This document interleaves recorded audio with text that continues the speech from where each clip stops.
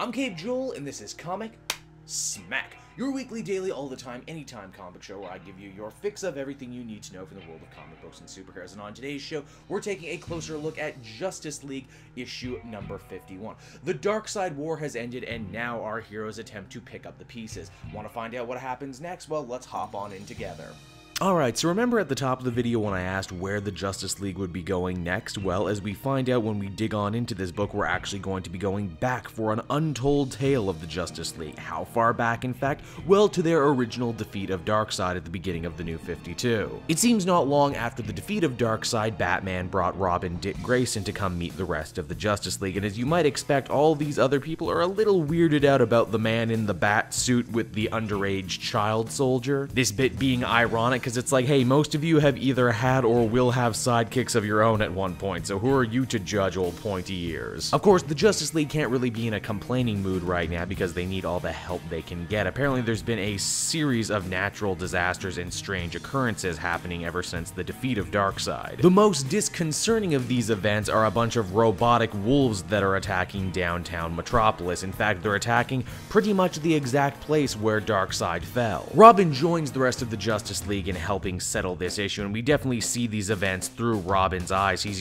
so awed by these great heroes, these gods amongst men, and he wonders how he'll ever be able to measure up. Especially when someone so awesome like Wonder Woman can take the R off his chest and literally use it to kill a monster. Man, take your kid to work day will never be the same again after this. This situation is weird, and it only gets weirder when Robin finds a green-skinned dude watching all the proceedings from a rooftop. This guy looks a lot like Brainiac, and he should, because as we find out, he's from essentially the same planet, Kalu. As we find out, this dude is some sort of extra-dimensional cop tasked with closing breaches between worlds, and those wolves they're fighting, yeah, they're called Schrodinger's wolves. Ho ho ho, like Schrodinger's cats.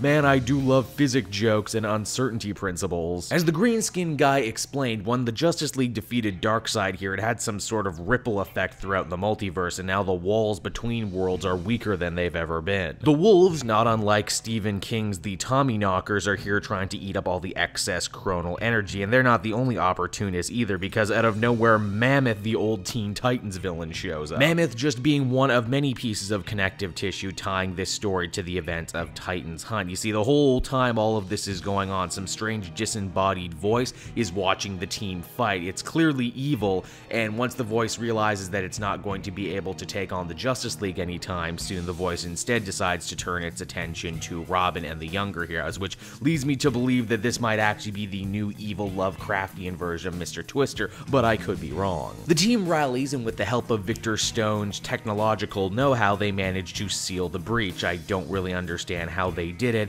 and judging by things that happened later, I'm guessing the walls between worlds were still weakened, but hey. The comic ends with everyone saying how proud they are of Robin, all the good he did, and even Batman says one day not only will Robin join the Justice League, but he's almost certain he'll lead them. After the crazy, loud, non-stop ride that was Darkseid War, I found it quite enjoyable for Justice League to kind of slow things down for a bit and tell a simple one-and-done story, especially in a day and age where we don't get many one-and-done stories. There's also a lot of light retconning going on in this story too for DC Rebirth, and that is, hey, how can certain characters show up, and why do the heroes know some of them but not all of them? I thought it was just years that were stolen, and the answer they give here is yes, 10 years was stolen from the heroes, but also, the walls between universes were weakened, and that's how so many people have been able to jump back and forth, and maybe Mammoth is from this universe, maybe he's not. Really, it can be whatever you want it to be. Overall, fun story. I'm gonna give it a 7 out of 10. Hey everyone, thanks so much for watching my newest video. I hope you enjoyed it, and while you're here, why not check out another video I have on offer, or maybe if you're feeling in a supportive mood, you want to like or subscribe. And if you want to support the creation of more videos just like this one, then please by all means check out the Cape Joel Patreon. A little bit goes a very long way, and I will see you all next time.